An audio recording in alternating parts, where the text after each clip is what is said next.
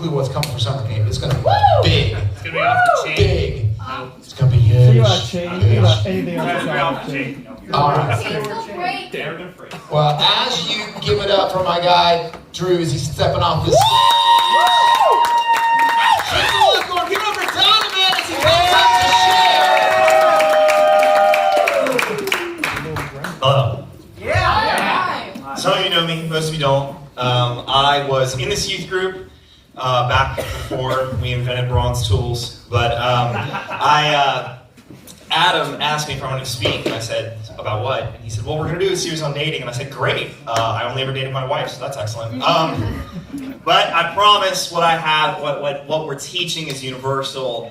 It doesn't really matter whether you are dating, trying to date, whatever, because I find, especially in your guys' age group, everybody's either dating or trying to date. Those are really the only two modes that you have. I wanted to teach, but first, I wanted to ask a question, easy question, simple question, and one everybody knows the answer to, I think, right away.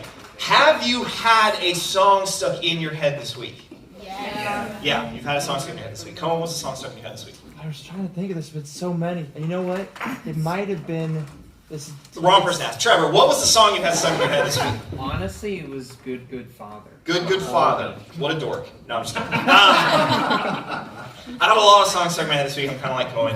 I've had a bunch of stuff like from the radio. Oh my gosh, it gets stuck in my head like all the time, and I hate it. I can't stand it. My wife loves musicals, and she loves Disney Channel original movies, and so she sings them all the time, and it's murder. But you love her. I love her. But the big thing, I actually don't get music stuck in my head so much as I just get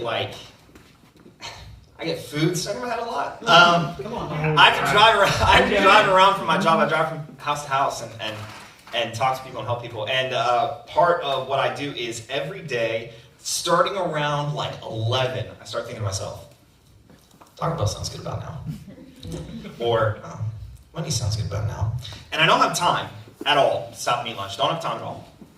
But I will go out of my way to go and get whatever food it is that I'm craving. And what I have found is that late at night, it'll hit late. I'm an old man, 8:30. It will hit me. I'll just be like, man, Doritos sound really good about now. And I'll have to sit and think to myself, do I want to leave my house at 8:30 at night, buy a single bag of Doritos, and look like the saddest person on the... Yeah, just the Doritos, man. No, yeah, just a single size, just for one person. I'll be eating them alone, yeah, for sure. But when we get things stuck in our head, it's hard to get them out of our head without indulging in whatever it is that we have stuck in our head. A lot of the time, studies have shown that actually if you have a song stuck in your head, the best thing to do is listen to it from start to finish with no interruptions. Because your brain has this thing where if something doesn't have finality, if it doesn't have closure, it'll run in circles over and over and over again.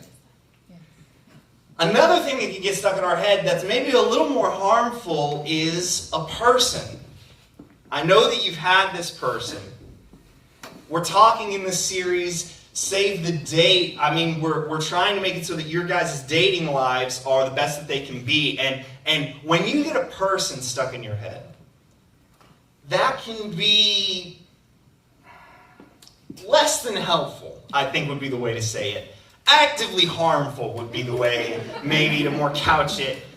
But if you found yourself interested in someone recently, I know a lot of the time it's like getting a song stuck in your mind. You can't shake them, and that's totally normal. It's not like you're not a weirdo for becoming interested in somebody. Everybody's interested in somebody.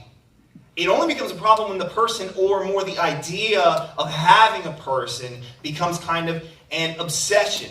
You may have seen this happen in people that you know. One of your friends, he starts crushing on this girl. She's really not great. And then he ends up dating her and he disappears.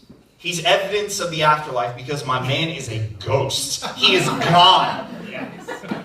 Or homegirl, she's dating this guy and everything's going great. And then all of a sudden, radio darkness, absolutely nothing. You don't hear from her for a month. And then it's...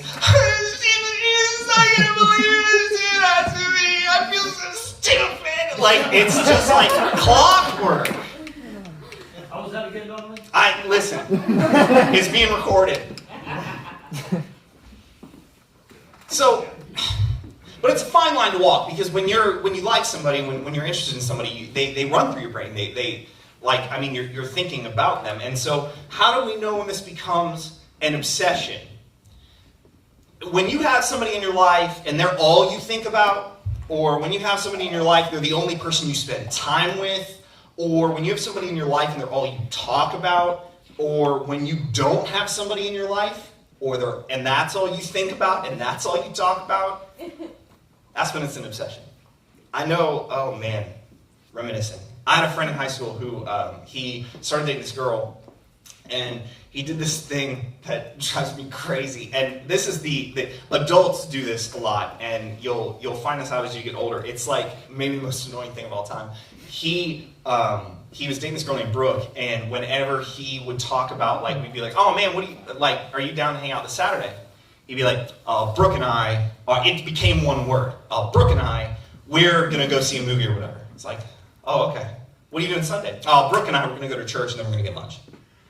Oh, okay. What do you, we had 2 different lunch periods. We're like, which lunch are you taking this week? And he said, well, Brooke and I are gonna take second lunch. And I was like, I can't stand, your name starts with a C, not a B. Stop it. Like, I can't handle it. But it was all he talked about. She was the only person he spent time with. And then, 6 months down the road, I can't, it was, you set a watch by, man. But you might be thinking, it's not a bad thing necessarily. I could be obsessed with worse things. I always used to say this thing to my mom all the time. I'd be like, I would smart off. Unsurprisingly, that's what I got in trouble for. I would smart off, shoot off the mouth, and my mom would say something to me and would be like, listen, I could be a serial killer.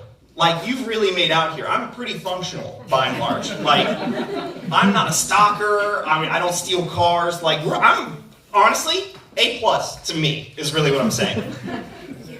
And you might be thinking that, listen, I could be obsessed with a lot worse things than whatever his name is. I could be obsessed with a lot worse things than whatever her name is. And that's true. There's nothing wrong with having somebody in your life, but the problem is everything else in your life is going to fade out if you obsess over this person. The first thing that's going to happen is you're going to miss out. There are a lot of, I always hated it when people would say things like, well, high school is the best time in your life, because it's not. I hope it's not. It shouldn't be. But it is a very unique set of circumstances in your life. You're never going to be shoved into a big building filled with 400 and some people that are your age that you have to spend time with again. Hopefully. That sounds horrible. But you're never going to have the opportunity to meet as many people as you will. You're never going to have the opportunity to kind of have a large social influence that you are by default having. Even when you get to college, you kind of have to put an effort in to find people that are similarly interested, that have the same kind of values and tenets that you have. Whereas in high school, you're forced to be around a whole bunch of people. And you're going to miss out if the only thing that you're obsessed with is dating that one dude and it's all you talk about. 5-10 years from now, your friends are going to be like, do you remember when Lindsay was in class and all she would talk about was Derek? Those are 2 completely random names. I'm sorry if you're Lindsay and you're obsessing over Derek. I didn't mean to twist the knife. But that's what they're going to say. They're going to say, oh man, we never saw her for that whole, that's all she would talk about. That's all she wanted to do. The second thing is you're going to alienate people. It's just like I just said. People are going to be saying, well, how come she never hangs out with us anymore? How come he never hangs out with us anymore? And they're just going to assume, well, he just must not value the friendship that we have. He must just not value it as much as he values trying to go after this girl. Because that's the message you're sending. And I'm not saying that the friendships that you have in high school last forever and, oh, you guys are just going to be buddies for life. But the relationships that you have with people, the way that you relate to people is the way that you relate to God. So if you're shoving people out of your life so that you can focus on one person, that's what you're doing with God. You're shoving people out of your life. You're shoving God out of your life so you can focus laser sharp on one person. The last thing that I kind of wanted to talk about why this is a bad thing is I wanted to talk about, there's a couple of pieces of scripture that we're going to use today. One of them is going to be Jeremiah 2, which is one of my favorite sections of the Bible because it's in the Old Testament and it's an old man yelling at people. But Jeremiah 2, 13, he says, my people have committed 2 evils. They have forsaken me, the fountain of living water, and they have hewed out cisterns for themselves, broken ones that hold no water. There's kind of a lot going on here, but basically, at this point, the people of Israel had decided that being Jewish wasn't great. So far, they'd been conquered a bunch, and they didn't really like it that much, and so they thought to themselves, you know what, why don't we just act like the Assyrians? Why don't we just act like the Egyptians? They had cool hats, they invented iron weaponry, they ran all over our country and basically destroyed us militarily. It sounds great, it's a good deal. Jeremiah says, well, you've forsaken God. They ran away from God and decided, well, I'm just going to be something else. I'm going to be someone else. I'm going to focus on something else. And he says, and the worst part of this is, they ran away from me, and they're wasting their time. Because these cisterns, these things they're putting their faith in, they don't hold water. They don't actually give them what they need. They've worked hard. It says they've hewn out of the rock. They've worked hard to dig themselves a well that doesn't have any water in it. They've wasted their time. And I'm not saying that the dude that you're after is a waste of time. I'm not saying the girl you're after is a waste of time. What I'm saying is that when we put all of the importance on one person, they will always fall short. It doesn't matter who it is. There's this idea of this thing called sufficiency. God is said in the Bible to be sufficient. The headline verse for Save the Date, and I've heard this verse a billion times because it's at every wedding that I've ever been to, is 1 Corinthians. Love is patient, love is kind. The million things that love is. Patient, kind, keeps no record of wrongs. Love never fails. The problem with putting all of our faith in somebody and forsaking all of our relationships for that is that eventually that person is going to fail. It doesn't matter who they are. And if you've put all of your stock and all of your energy and time into closeness with a certain person and then they fail you, where are you left? So, in order to help us kind of look at what a healthy relationship looks like and how we are supposed to steward ourselves and our time, we're going to look at a passage from a letter written by Paul. I don't know if you've heard of him. He wrote almost all the New Testament. He's kind of a big deal. He wrote a letter called Ephesians, which a lot of people thought maybe isn't so much a letter to a specific person because that'd be a little pointed. But it was more like a letter that was supposed to be read to like a congregation. Again, it's an old man yelling at people. It's great. In general, it was an encouragement letter. It was kind of to get people to do things that he thought were righteous by encouraging them. And at one point, I want to point out, he didn't live necessarily in a dating culture. He didn't live in a culture where people dated. That wasn't a thing. People arranged marriages. People decided to get married, but there wasn't like dating. You didn't kind of like, there weren't dating apps. It wasn't like you just went around in Ephesus and you were just like swiping on people left, right, and center when you saw them walking down the street. Basically, you either got married or you didn't. That's it. But in Ephesians 5:15, Paul says, be very careful then how you live, not as unwise, but wise. He's basically saying, pay attention to how you're living your life. Don't just let it happen. And when you choose, if you're choosing, you need to choose to be wise instead of unwise. And I think that that's the perfect phrasing for how dating should be seen. Because it's not so much that having someone in your life, it's not like having a certain somebody in your life is right or wrong. If you date somebody and you do it biblically, you're probably dating right. But if you are dating somebody, they can be a wise or an unwise choice. And so you kind of have to ask the question, is this person good for me? Is this person bad for me? Are they leading me more towards Christ? Or are they leading me away from Christ? Just like Jeremiah said, Israel was digging broken wells. It's just, they didn't stop to ask, is this wise? They just chased after whatever it was that they wanted, and it ended up being a waste of their time. Paul says, be wise, not as unwise, but as wise. So Paul's encouraging his general audience, kind of pay attention to what you're doing, do your best to make the wise choice.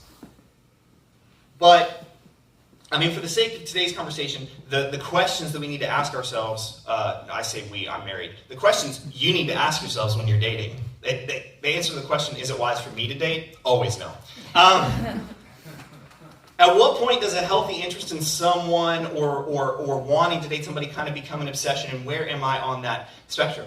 And so to help me today, I have had Adam get me the comically oversized whiteboard. If my lovely assistant Sarah can help Adam pull that over.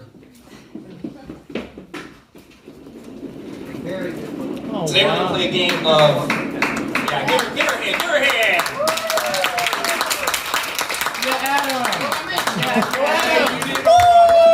Yeah, give Sarah a hand, everybody. She's dead, he's dead. No.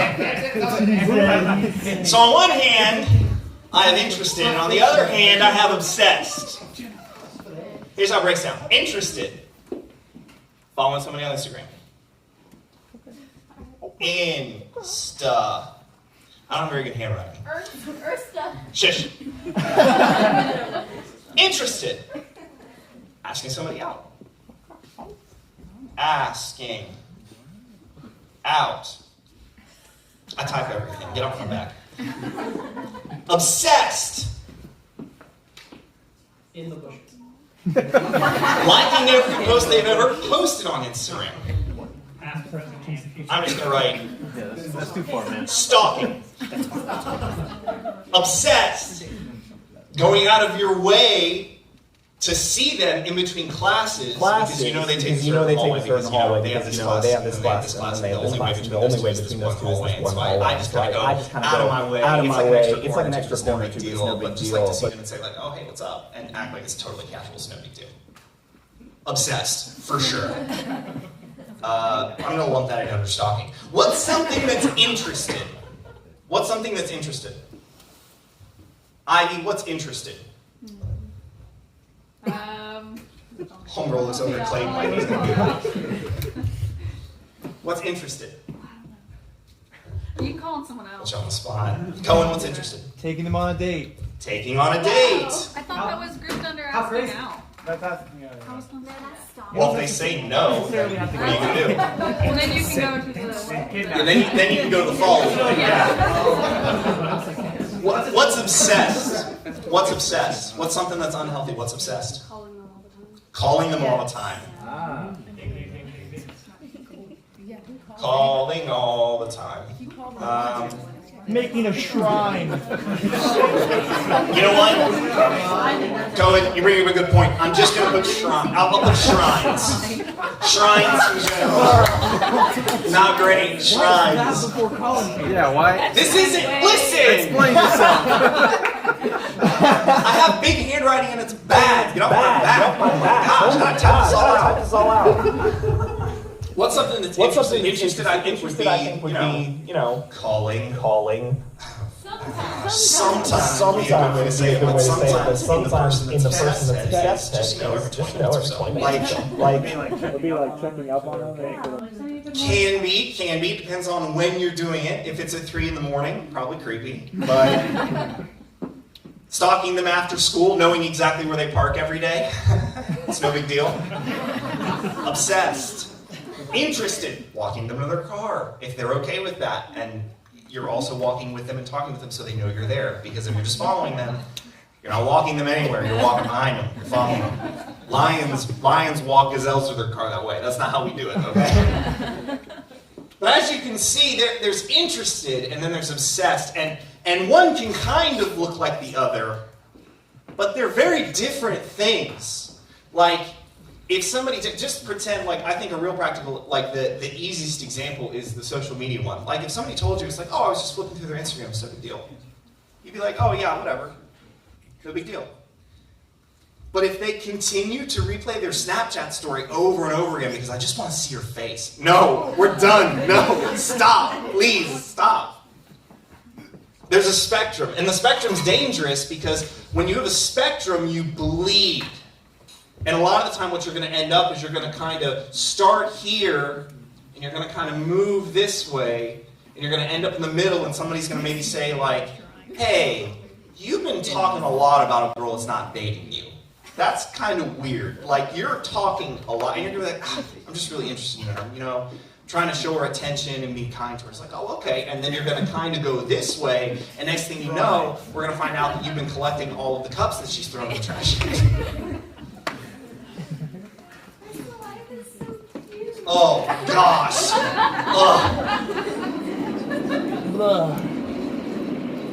But obsession is something that takes away from God's worship. It's something that takes away from the way that we look at God. Paul's not done making this point here. He finishes Ephesians 5 in 16. He says, making the most of every opportunity because the days are evil. Now, so he's saying, be very careful then how you live, not as unwise but as wise. Making the most of every opportunity because the days are evil. That's a weird word. The days are evil. That sounds like somebody's like waving a Bible on like the corner with the sign that's like, hellfire coming, like the days are evil, like. But what Paul's saying here, the word that he's using is actually annoying, time-consuming, difficult. The days are obnoxious. The days are obnoxious. That's what he's saying. Basically, he's saying, your day gets taken up by so much stuff that you have to do. Even in 1st century AD, he's like, there's a bunch of stuff that you have to do. So with the time that you have left, that's yours to choose. You have to choose to be wise or unwise because you only have a little bit of it. What's going to happen if you don't do this is you're going to look back at high school or college or even your early adult life and you're going to say something like, man, yeah, I kind of wish that I would have capitalized more on the free time that I had. Have you ever had like a lazy day? I've had like a day off work and I'm like, man, I'm going to get so much stuff done. And then I sit down and I play video games for 10 hours. Like, oh man, I'm going to get so much stuff done, and then I read an entire book, and I'm just like, a day well spent. And it's like, no, you wasted the whole day. Yeah, now that we're on quarantine, there's going to be a heck of a lot more of those, so you're going to have to choose to be wise. But Paul wants his readers and us to make the most of our time. When it comes to high school, like I said, these aren't necessarily the best years of your life, but they are very unique. And so when you have these friendships and the way that they kind of shape the way that you relate to other people around you, you're in a very unique situation. And so the time that you spend needs to be portioned wisely. Because if it's not, you're going to end up using it unwisely because that's humanity's default. God has a plan for us, and specifically our lives at different stages. He has a plan for us when we're kids. He has a plan for us when we're in high school. He has a plan for us when we're in college, when we're adults, when we have kids. He has ideas for what we should be spending our time on. Eventually what's going to happen is if you put all of these ideas and you put all of this energy and you choose to spend your time unwisely, you are going to atrophy your relationship with God. It's going to wither on the vine. And what's going to happen is you are going to have a time in your life when you need somebody that believes all things and hopes all things and keeps no record of wrong. And you're going to go to somebody for that, and they are going to fail. Jeremiah says, my people have committed 2 sins. They've walked away from me, and they've chosen other things over me. And he's not saying that because God is so petty and jealous. He's saying that because people are going to die in the desert because they have dug a well that doesn't have any water in it. God's saying you are going to destroy yourself spiritually because you are going to try and obsess over a person, and you're going to put them on the throne of your life, and you're going to make all kinds of sacrifices and decisions for them that you shouldn't make. And then they are going to get up and walk away. To summarize Paul's words in the context of dating, to make the right choice with the time that we have, we kind of want to think, is our dating life holding us back from what we should be doing, or is it encouraging us toward it? I think the first piece of advice that I can give you, and you might want to write this down, it's kind of hard to remember. Get a life. I need you to look around at the things that you're doing, and if they're all focused on one person, and they're all about one guy or one girl, and that's all your time is doing, and that's all you're spending your time doing, I need you to look around and I need you to get a life. I need you to do something outside of what that person is doing. I need you to spend time with your other friends. I need you to sign up for something that gets you away from that other person. Because I'll tell you what, if they are the right person and they are encouraging you towards the things of God, they're going to be happy. And if they're not the right person, they're going to get jealous and they're going to say, how come you're not spending so much time with me? How come you're not paying attention to me? You don't need that. Ditch it. Get out. Bye. Sarah's snapping. She knows what's up. The second thing is, if you are currently in a relationship, don't write off the rest of the world around you. It's not the Holy Grail. You haven't ended your quest and you're like, now life is complete. I have a boyfriend.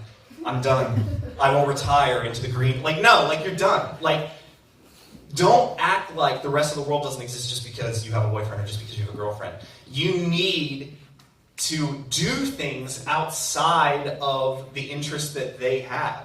You need to not forget to do the things that you enjoy. You need to not forget to be the places you say you're going to be and act like the person you've always been just because you have a boyfriend or a girlfriend. Don't fall into the broken eye trap. Don't end up saying all the things that you say with your boyfriend or your girlfriend's name first.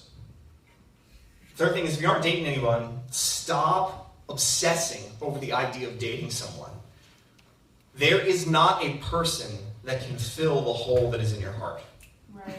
And so if you are dating someone, or if you are obsessed with the idea of dating someone and you're thinking, my life would just be perfect if I had someone, a boyfriend or a girlfriend to share it with. Or my life would just be so perfect if I could just get that person to say yes when I ask them out. That is never going to fulfill you. You have a hungry heart. The Bible says it's deceitful and wicked above all things. And it is telling you right now, if you just had that person, everything would be perfect. That's not the case. You will still have the problems you have if you have a boyfriend. You will still have the problems you have if you have a girlfriend. Everywhere you go, there you are. Your problems are not going to go away. They're not going to get magically solved just because you have somebody with you. The only person that can fill the hole in your heart is God. The only person that can sit on the throne of your life is God. And if you put somebody else up there, they're going to fail every time. So stop obsessing over the idea of having a boyfriend or a girlfriend. Jeremiah said in Jeremiah 2, he said, they've hewn cisterns from the rock. You are working hard to find something that will not fulfill you. As we head out today, I want you to remember, I've been a little negative, as is my want. But I want to say, I'm not saying don't date. I met my wife when she was in high school, and we dated. I'm not saying don't date.